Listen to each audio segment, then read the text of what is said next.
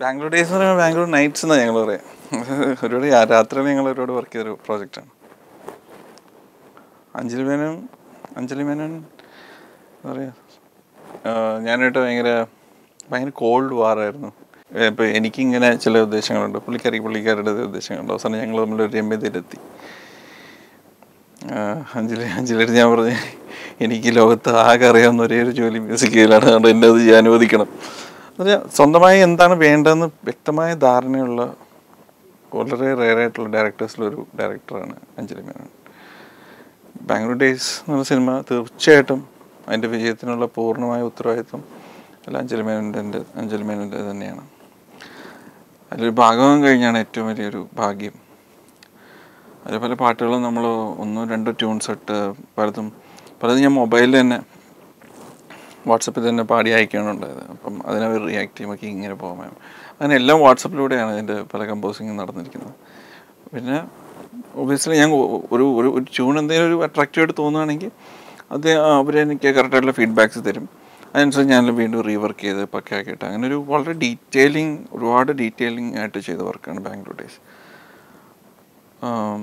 പല സീനുകളിലും വളരെ ഡീറ്റെയിൽ ആയിട്ടാണ് അവർ എടുത്തു വച്ചിരിക്കുന്നത്. സോ ബാക്ക്ഗ്രൗണ്ട് സ്കോർ ചെയ്യുമ്പോഴും എല്ലാത്തിലും എന്താ പറയുക, എൻ്റെ ആ ഒരു ഡീറ്റെയിലിങ്ങിനോട് നമ്മൾ മാക്സിമം ജസ്റ്റിഫൈ ചെയ്യുമ്പം നമ്മൾ മാനസികമായിട്ട് ഒരുപാട് ആ പടമായിട്ട്, ഉസ്താദ് ഹോട്ടലായാലും മാനസികമായിട്ട് ഒരുപാട് നമ്മളതുമായിട്ട് റിലേറ്റ് ചെയ്താൽ മാത്രമേ അങ്ങനെ ഒരു മ്യൂസിക് നമുക്ക് ഉണ്ടാകത്തുള്ളൂ. അത്തരത്തിൽ ഈ ബാംഗ്ലൂർ ഡേയ്സും ഉസ്താദ് ഹോട്ടലും എനിക്കെന്നും മനസ്സിനോട് വളരെ അടുത്ത് ചേർത്ത് വയ്ക്കാവുന്ന, നമ്മളുടെയൊക്കെ വളരെ സെൻസിബിലിറ്റിക്ക് വളരെ ചേർന്ന രീതിയിൽ നിൽക്കുന്ന വളരെ വിരളമായ സിനിമകളിലൊന്നാണ്. അപ്പം അത്തരത്തിൽ വളരെ ഹാപ്പിയാണ് ബാംഗ്ലൂർ ഡേയ്സ് വർക്ക് ചെയ്തതിൽ.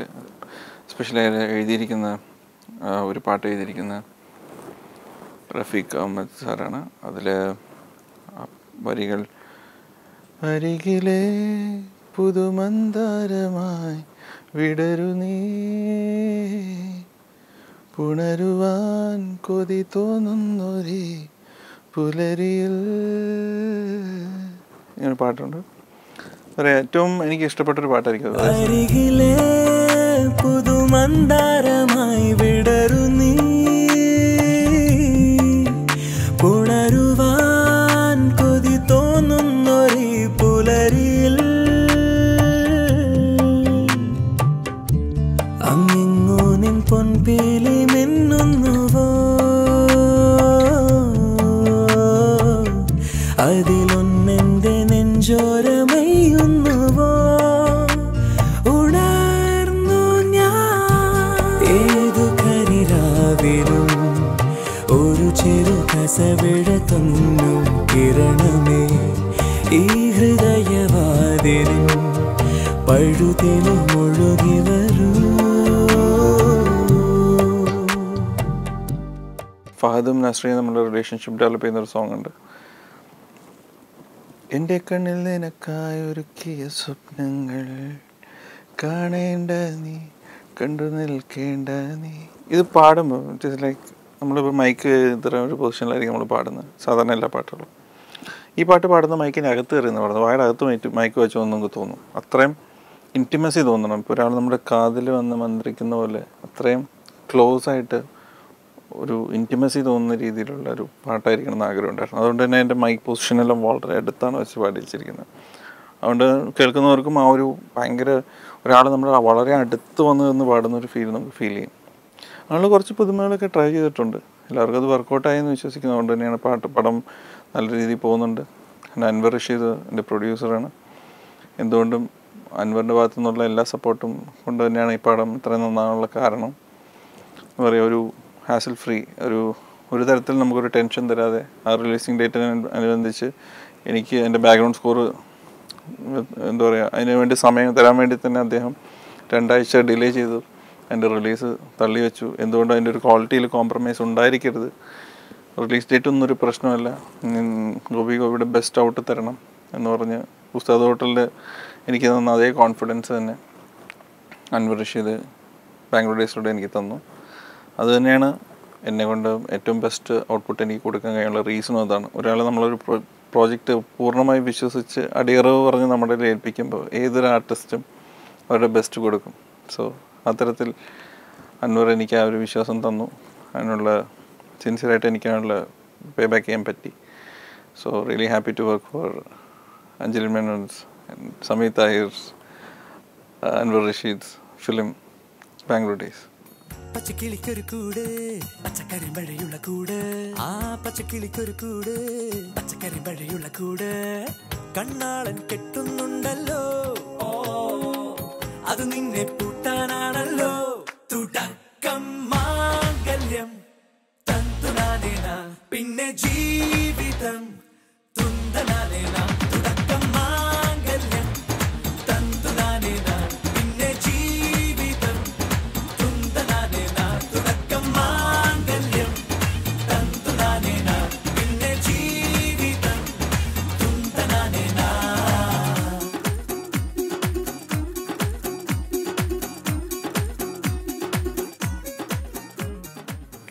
വളരെ അപ്രതീക്ഷിതമായ ഒന്നൊരു ഭാഗ്യമാണ് ഈ പറഞ്ഞ പോലെ തിത്ലി. ഷാരൂഖ് ഖാനിന് വേണ്ടി വോയിസ് കൊടുക്കാൻ പറ്റി. കാര്യം ഞാൻ പ്രോഗ്രാമറാണ്. അപ്പോൾ വിശാൽച്ചന് വേണ്ടി വർക്ക് ചെയ്യുമ്പോൾ അവർ പറഞ്ഞു ചുമ്മാ തമാശയ്ക്ക് ചുമ്മാ പാടിയിടാൻ പറഞ്ഞു. അങ്ങനെ ചുമ്മാ ഒരു 15 മിനിറ്റ് കൊണ്ട് പാടിയിട്ടാണ്. പക്ഷെ അത് ഫൈനലായിപ്പോയി. അതിൻ്റെ ഷോക്കിൽ നിന്ന് ഞാൻ ഒരു മാസം വേണ്ടി വന്നു ആ ഒരു ഷോക്കിൽ നിന്ന് മാറിപ്പോകാനായിട്ട്. അത്രയും ഷോക്ക്ഡായിപ്പോയി. ഒരിക്കലും നമുക്ക് ചിന്തിക്കാൻ കഴിയില്ല ഒരു നമ്മുടെ ശബ്ദത്തിൽ ഷാരൂഖ് ഖാൻ പാടുന്നു എന്ന് പറഞ്ഞത്. ഇറ്റ്സ് ലൈക്ക് എന്താ പറയുക, വളരെ ഒരു മലയാളിയെ സംബന്ധിച്ചിടത്തോളം മലയാളി മ്യൂസിക് ഡയറക്ടർ എന്നുള്ള രീതിയിൽ എനിക്കൊരിക്കലും നമുക്ക് സ്വപ്നത്തിൽ പോലും ചിന്തിക്കാത്തൊരു കാര്യമാണ്. അതെനിക്ക് സംഭവിച്ചത് വളരെ ഭാഗ്യമുള്ളവനായിട്ട് എനിക്ക് തോന്നിയിട്ടുണ്ട്. സോ ലിറിക്സൊക്കെ തെറ്റും, ക്ഷമിക്കുക. എങ്കിലും ഞാൻ ട്യൂൺ പാടിത്തരാം. ഞാൻ പാടിയ പോർഷൻ ഞാൻ പാടാം. ഓ ഇഷ്ക് കഹ ജാവോ യാ ആസ്മാ സേ നിക്കോ तेरी तारीफों में चश्मे बदू के तितली दिल उड़ा उड़ा उड़ा है कहीं दूर, चल के खुशबू से जुड़ा जुड़ा जुड़ा है कहीं दूर. भूरी भूरी आंखें तेरी कंघियों से तेज तीर कितने छोड़े, दानी दानी बातें तेरी उड़ते फिरते पंछियों के रुख भी मोड़े. अधूरी थी जरा सी मैं पूरी हो रही हूँ तेरी सादगी में होके चूं. This goes like that. दानी दानी नाने तेरे दर तीरे तीरे तीरे तारे डाने तेरे सुर का सांस बन के ना ना ना ना ना ना ना ना ना ना ना तारा रा रा रा री. Goes like that. The female line starts like that. കുറച്ച് പോർഷനുള്ളൂ. പല റിയാലിറ്റി ഷോയിലും ജഡ്ജസ് വന്നിട്ട് കുട്ടികളുടെ പാട്ടിൻ്റെ ടാലൻറ്റ് മാത്രമല്ല അവർ കണക്കാക്കുന്നത്, ആ പാട്ടിൻ്റെ നിലവാരം കൂടി അവർ കണക്കാക്കുന്നുണ്ട്. അങ്ങനെയാണെങ്കിൽ റിയാലിറ്റി ഷോൻ്റെ പേര് മാറ്റി പാട്ടുകളുടെ നിലവാരം കൂടി നോക്കുന്ന ഒരു റിയാലിറ്റി ഷോ ആക്കി മാറ്റേണ്ടിയിരിക്കുന്നു. അങ്ങനെ റിയാലിറ്റി ഷോ പുതിയതായിട്ട് തുടങ്ങണമെങ്കിൽ നന്നായിരിക്കും. അതായത് ഇപ്പം കുട്ടികളുടെ ടാലൻറ്റ് മാത്രമാണ് റിയാലിറ്റി ഷോസിൽ കൗണ്ട് ചെയ്യപ്പെടുന്നത്. അവിടെ പലപ്പോഴായിട്ടും എനിക്ക് പരിചയമില്ലാത്തതായ പല കമ്പോസേഴ്സിൻ്റെയും പാട്ടുകൾ അവിടെയുള്ള ജഡ്ജസ്, സോ കോൾഡ് ജഡ്ജസ് എന്ന് പറയുന്നത് കുട്ടികളുടെ ജഡ്ജ് ചെയ്യാനുള്ള ജഡ്ജസ് പാട്ടുകൾ വിലയിരുത്തുന്നു. ഇതെന്ത് ടൈപ്പ് പാട്ടാണ്, അല്ലെങ്കിൽ എന്തിനുകൊണ്ട് ഈ പാട്ട് സെലക്ട് ചെയ്തു, വേറെ പാട്ടൊന്നും കിട്ടിയില്ലേ, അല്ലെങ്കിൽ ഈ പറഞ്ഞ പോലെ ഇത് വലിയ ത്യാഗരാജ കീർത്തനമൊന്നും അല്ലല്ലോ എന്നുള്ള രീതിയിലൊക്കെ വളരെ തരം താഴ്ത്തി സംസാരിക്കുന്ന ഒരു പ്രവണത ഏതൊരു കമ്പോസർ ആയിക്കോട്ടെ, ഏതൊരു കമ്പോസറിനും അവരവരുടെ കാക്കയ്ക്ക് തൻകുഞ്ഞ് പൊൻകുഞ്ഞ് എന്ന് പറഞ്ഞ പോലെ അവരവരുടെ ക്രിയേഷൻ, ഏതൊരു ഒരു ചെറിയ കുട്ടിയായിട്ടുള്ള കമ്പോസർ ആയാലും ഇത്ര മഹാനായിട്ടുള്ള കമ്പോസേഴ്സ് ആയാലും അവരവരുടെ കമ്പോസിഷൻ അവരവർക്ക് ദൈവമാണ്, അവരവരുടെ സ്വന്തം കുട്ടികളാണ്. അപ്പോൾ അതിനെപ്പറ്റി പിച്ച് ചിന്തുന്ന രീതിയിൽ പബ്ലിക്കായിട്ട് ഒരു റിയാലിറ്റി ഷോകളിൽ ഇങ്ങനെ ജഡ്ജസ് അവരവരുടെ പാട്ടുകൾ ഇങ്ങനെ പിച്ച് ചിന്തി വർത്താനം പറയുമ്പോൾ ഏതൊരാൾക്കും വേദനിക്കും. അത് എന്താ പറയുക, സ്വന്തം മോളെ പരസ്യമായി കണ്ടുകൊണ്ടിരിക്കുന്ന ഒരു അച്ഛൻ്റെ അവസ്ഥയാണ്. സോ അങ്ങനൊരു സിറ്റുവേഷൻ ഉണ്ടാകാതിരിക്കട്ടെ. ഇനിയുള്ള ഈ ഒരു ഇൻ്റർവ്യൂവിലൂടെയെങ്കിലും 4 പേര് ഇതറിഞ്ഞിട്ട് ഇപ്പം അതിനുവേണ്ടി ഞങ്ങൾ എന്തെങ്കിലും ഒരു രീതിയിൽ മ്യൂസിക് ഡയറക്ടേഴ്സ് യൂണിയൻ അതിന് വേണ്ടി ഒരു എന്തെങ്കിലും ഒരു തീരുമാനം അതിൻ്റെ പിന്നിൽ അറിയിക്കുന്നതായിരിക്കും. സോ ഇനി judges should only judge singers, അല്ലെങ്കിൽ കുട്ടികളെ പാടാൻ വേണ്ടി വന്നിരിക്കുന്ന കുട്ടികൾ. പിന്നെ മറ്റൊരു നല്ലൊരു കാര്യം കൂടി ഞാൻ പറയാൻ ആഗ്രഹിക്കുകയാണ്. അതായത് പാടാൻ വരുന്ന കുട്ടികളോട് പ്രത്യേകിച്ച് പറയാനുള്ള കാര്യമാണ്, നിങ്ങൾ റിയാലിറ്റി ഷോസിൽ പാടിയോണ്ട് ഒരിക്കലും നിങ്ങൾ പ്ലേ ബാക്ക് സിംഗേഴ്സ് ആവത്തില്ല മക്കളെ. എന്താ കാര്യം എന്നറിയാമോ? അതായത് ഒരു മ്യൂസിക് കമ്പോസറിൻ്റെ കയ്യിൽ നിന്ന് ഒരു പാട്ട് പഠിച്ച് അതിന് ആ സിറ്റുവേഷൻ അനുസരിച്ചുള്ള ഭാവം കൊടുക്കാൻ കഴിയണം. അത് വേറൊരു മൈൻഡ് പ്രോസസ്സാണ്, അത് വേറൊരു ജോലിയാണ്. പക്ഷെ നിങ്ങൾക്ക് റിയാലിറ്റി ഷോയിലൂടെ കിട്ടിക്കൊണ്ടിരിക്കുന്നത് ഗാനമേളയ്ക്ക് എങ്ങനെ പ്രാക്ടീസ് ചെയ്തൊരു അമ്പലത്തിലോ അല്ലെങ്കിൽ ഏതെങ്കിലും കച്ചേരികളോ ആ ഗാനമേളയിൽ അവതരിപ്പിക്കാനുള്ള പ്രാക്ടീസ് മാത്രമാണ് നിങ്ങൾ കിട്ടിക്കൊണ്ടിരിക്കുന്നത്. ഒരു പുതിയ കമ്പോസറിൻ്റെ അടുത്ത് നിന്നൊരു പുതിയ കമ്പോസിഷൻ എടുത്ത് അതിന് ആ സിറ്റുവേഷൻ, ആ പടത്തിലെ സിറ്റുവേഷൻ അനുസരിച്ച് ഒരു പ്ലേക്ക് ബാക്ക് ചെയ്യപ്പെടുന്ന വോയിസ് ആയിട്ട് എന്ന് നിങ്ങൾക്ക് നിങ്ങളുടെ കണ്ടനാളത്തിനെ ആ ഹീറോയും ഹീറോയിനുമായിട്ട് നിങ്ങൾക്ക് സിങ്ക് ചെയ്യാൻ കഴിയുന്നു. അദ്ദേഹത്തിൻ്റെ ആ ഹീറോയിൻ്റെ അല്ലെങ്കിൽ പർട്ടിക്കുലർ പ്ലേയുടെ മാനസികാവസ്ഥയിലോട്ട് നിങ്ങൾക്ക് നിങ്ങളുടെ ശബ്ദം എന്ന് അവിടെ എത്തിക്കാൻ കഴിയുന്നു. അന്നാണ് നിങ്ങൾ പ്ലേ ബാക്ക് സിംഗേഴ്സ് ആവുന്നുള്ളൂ. പ്ലേ ബാക്ക് സിംഗേഴ്സ് ആവണമെങ്കിൽ റിയാലിറ്റി ഷോസിൽ പോയിട്ട് കാര്യമില്ല. പിന്നെ ഒബ്വിയസ്ലി ചില singers are very much talented. എന്ന് ചിലപ്പോൾ പ്ലേ ബാക്ക് സിംഗിങ് ആവാനും കൂടി എന്താ പറയുക പാടാൻ കഴിവുണ്ടാകും. അതേസമയം സെയിം ടൈം പ്ലേ ബാക്ക് സിംഗിങ്ങും ഒരു അനുഗ്രഹമായി കിട്ടിയിട്ടുണ്ടാകും. അങ്ങനെയുള്ളവർ മാത്രമാണ് സിനിമയിലോട്ട് വന്നിട്ടുള്ളൂ. അല്ലെങ്കിൽ ഈ കണക്ക് നോക്കിക്കഴിഞ്ഞാൽ ഇന്നത്തെ ഒരു അവസ്ഥ അനുസരിച്ച് നമ്മുടെ റിയാലിറ്റി ഷോയിൽ നിന്ന് വരുന്ന എത്രയോ സിംഗേഴ്സ്, നമ്മൾ സിംഗേഴ്സ് മാത്രമായി പോകും ഇൻഡസ്ട്രിയിൽ. അത്രയധികം സിംഗേഴ്സ് സിനിമയിൽ പാടേണ്ട സമയം അതിക്രമിച്ചില്ലേ? ജസ്റ്റ് ഒരു തിങ്കിങ് ആണ്. Just think about it. Thank you. ഒരു അമ്മ കുട്ടീനെ പ്രസവിക്കാൻ എത്ര നേരം എടുക്കുമെന്ന് ചോദിച്ചാൽ നമുക്ക് പറയാൻ പറ്റില്ലല്ലോ. സംടൈംസ് ആദ്യം തല പുറത്ത് വന്ന് ഇങ്ങനെ നിൽക്കും കുറേ നേരം. ഇപ്പോൾ പെയിൻ ഉണ്ടാവും, പെയിൻ മാത്രമായിരിക്കും വരുന്നത്. ചിലപ്പോൾ ആ സമയത്ത് വന്നിരിക്കില്ല, ഡോക്ടർമാർക്കും പറയാൻ പറ്റില്ല എന്ന് പറഞ്ഞൊരു അവസ്ഥയാണത്. നമുക്കൊരിക്കലും പ്രെഡിക്റ്റ് ചെയ്യാൻ പറ്റില്ല അത് ആ സമയത്തിനുള്ളിൽ വരുമെന്നും പറയാം. പക്ഷേ ഓൾമോസ്റ്റ് എൻ്റെ എല്ലാ സോങ്സും ഒരേ ഫ്ലോയിലാണ് വന്നിട്ടുള്ളത്. ഒരിക്കലും ഒരു സ്ഥലത്ത് വന്നിങ്ങനെ ബ്ലോക്കായി നിന്നിട്ട് പിന്നെ ഒരുപാട് ആലോചിച്ച് കഷ്ടപ്പെട്ട് മാക്സിമം ബ്രെയിൻ യൂസ് ചെയ്യാതെ ചെയ്യുക എന്നുള്ളതാണ് ഞാൻ എപ്പോഴും ചെയ്യുന്നത്. ബുദ്ധിമുട്ട് ചെയ്ത പാട്ട് ഒരിക്കലും ജനങ്ങൾ കേൾക്കില്ല, ഒരിക്കലും കേൾക്കത്തില്ല. അത് എൻ്റെ അനുഭവത്തിൽ ഒരുപാട് ഞാൻ എവിടെയെങ്കിലും നമുക്ക് മെൻ്റലി സ്ട്രെയിൻഡായിട്ട് നമ്മൾ കമ്പോസ് ചെയ്തിട്ടുള്ള ഏത് പോർഷൻ ആണെങ്കിലും അത് ജനങ്ങൾ കേട്ടിട്ടുണ്ടാവില്ല. നമ്മൾ ഏറ്റവും ഫ്ലോ ആയിട്ട് ഒറ്റ ഫ്ലോയിൽ വരുന്ന നാച്ചുറലി നമുക്ക് ആ സിറ്റുവേഷൻ കേട്ടിട്ട് ദൈവം നമുക്ക് ലിറിക്സ് അടക്കം ചിലപ്പോൾ തരും. നമ്മൾ പാടുമ്പോൾ ഓട്ടോമാറ്റിക്കലി ലിറിക്സ് അടക്കം നമ്മൾ പാടാറുണ്ട്. സോ ഏറ്റവും ഫ്ലോയിൽ പാടിയിട്ടുള്ള പാട്ടുകളൊക്കെ തന്നെയാണ് ആളുകൾ ഏറ്റവും കൂടുതൽ കേട്ടിട്ടുള്ളൂ. എപ്പം നമ്മൾ ഇവിടെ മനസ്സിൽ നിന്ന് തൊട്ട് നമ്മൾ ബ്രെയിൻ യൂസ് ചെയ്യുന്നു അന്ന് സംഗീതം എൻഡാവും. സോ അത് ആർക്കും കേൾക്കാൻ പറ്റില്ല സംഗീതം. അത് ഒരിക്കലും മെക്കാനിക്കലാക്കരുത്, ഒട്ടും ബ്രെയിനി ആക്കരുതെന്ന് ആഗ്രഹമുണ്ട്.